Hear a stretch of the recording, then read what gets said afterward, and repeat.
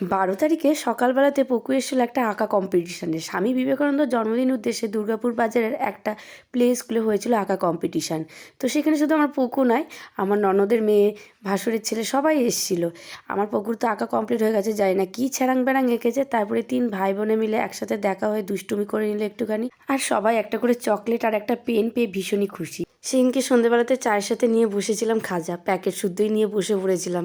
বিয়ের আগে জানো তো, আমার বাবা যখন টিউশনি যেত, মেলা শেষ হয়ে গেলে দুদিনের জন্য যদি খাজার দোকানগুলো থাকতো, বলতাম আসার সময় আমার জন্য অবশ্যই খাজা এনো। বাবা ঘরে থাকলে পকুর বায়না হয় যে বাবাই আমাকে আজকে পড়াবে। তো সেদিনকে পকুকে ওর বাবাই পড়িয়েছিল, আর পকু সেদিনকে প্রথমবার অ্যাডিশন শিখলো।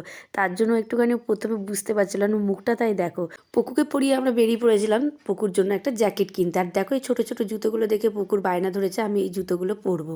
আর পকুর জন্য আমি এই সিঙ্গেল শার্টটা কিনলাম, আমার খুব পছন্দ হয়েছিল, সাথে এই জ্যাকেটটা। তো কেমন লাগলো অবশ্যই জানিও। টাটা।